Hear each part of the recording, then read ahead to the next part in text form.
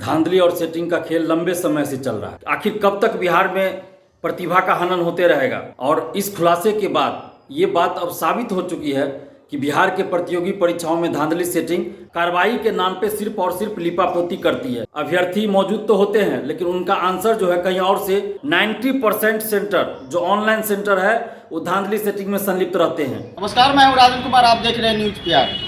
सदन में आज पहली बार अभ्यर्थियों को लेकर, यानी यूं कहिए अभ्यर्थियों के पक्ष में नेता प्रतिपक्ष विजय सिन्हा ने बड़ा बयान दिया और छात्र नेता दिलीप ने भी क्या कुछ कहा वो हम सुनाएंगे।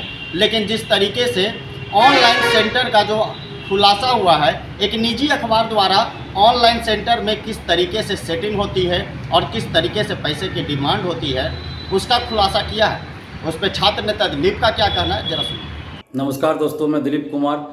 दोस्तों, बिहार के प्रतियोगी परीक्षाओं में धांधली और सेटिंग का खेल लंबे समय से चल रहा है और अब ऑनलाइन सेंटर को किस तरह से मैनेज किया जाता है इसका खुलासा दैनिक भास्कर ने किया है।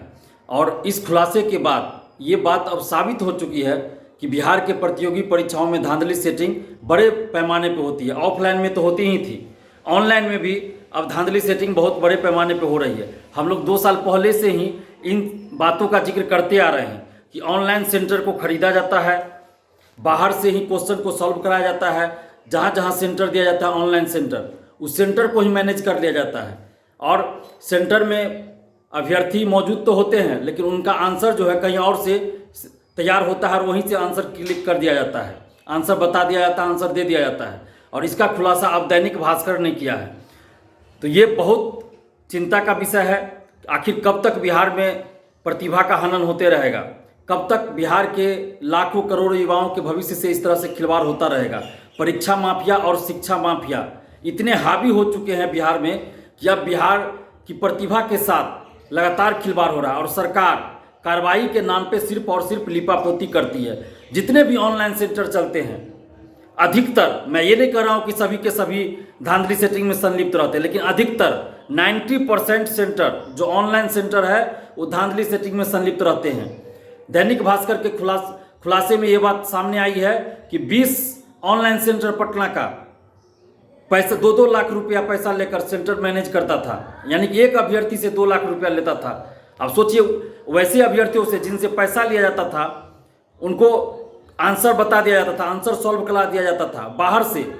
परीक्षा हॉल में वो मौजूद है लेकिन आंसर उसका बाहर से, इस तरह से वो लोग सेटिंग करते हैं। ऑनलाइन सेंटर में और ज़्यादा फर्जीवाड़ा होता है और ये बात मैं पहले से कहता आ रहा हूँ कि ऑनलाइन जो एग्ज़ाम है उसमें और ज़्यादा सेटिंग होता है, धांधली होती है और फर्जीवाड़ा होता है और जल्दी इसका पता भी नहीं चलता है। और आज वो बात साबित हो चुकी है। ऑनलाइन परीक्षा में भी बड़े पैमाने पे धांधली सेटिंग हो रही है, बल्कि ऑफलाइन से ज़्यादा धांधली सेटिंग ऑनलाइन परीक्षा में हो रही है। हाल ही में सीटेट की परीक्षा हुई, उसमें भी बिहार में बड़े पैमाने पर धांधली सेटिंग की गई। सीटेट की परीक्षा में, इससे पहले एसटीईटी की परीक्षा में, ऑनलाइन परीक्षा में धांधली सेटिंग हुई। और अभी ये खुलासा जो दैनिक भास्कर की तरफ से हुआ है तो ये चौंकाने वाला खुलासा नहीं है। ये हम लोग पहले से ही इस सब चीज़ का जिक्र करते रहे, बस सरकार इस चीज़ को नहीं एक्सेप्ट करती है और सरकार कार्रवाई नहीं करती है। और कुछ लोग ऐसे होते हैं जो बार बार सबूत की मांग करते हैं। तो अब कितना सबूत हम लोग दें? ऑफलाइन एग्जाम में पेपर लीक हुआ, बीपीएससी, बीएसएससी, दरोगा, सिपाही सबका। अब ऑनलाइन परीक्षा में इस तरह से परीक्षा माफिया और शिक्षा माफिया खेल रहे हैं तो कहीं ना कहीं इन लोगों को, इन परीक्षा माफिया और शिक्षा माफियाओं को बड़े बड़े नेताओं का संरक्षण प्राप्त है। और यही वजह है कि ये लोग इतने बड़े पैमाने पर धांधली सेटिंग करते हैं। बिहार के युवाओं के लिए चिंता का विषय है। बिहार के लाखों करोड़ों युवाओं के भविष्य से खिलवाड़ किया जा रहा है। अब सोचिए कि जो लोग पैसा देके धांधली सेटिंग करके प्रतियोगी परीक्षा पास करके नौकरी लेंगे, क्या वो ईमानदारी से अपने कर्तव्यों का निर्वहन करेंगे, अपनी जिम्मेवारियों का निर्वहन करेंगे? कभी नहीं। इसलिए ये धांधली सेटिंग रुकनी चाहिए और सरकार इन लोगों को कहीं ना कहीं संरक्षण दे रही है। अगर सरकार संरक्षण नहीं दे रही होती तो ऐसे शिक्षा माफियाओं और परीक्षा माफियाओं पर सख्त कानूनी कार्रवाई अगर सरकार करती तो आज ये नौबत नहीं आती कि इस तरह से धांधली सेटिंग चरमोत्कर्ष पे पहुंच जाता।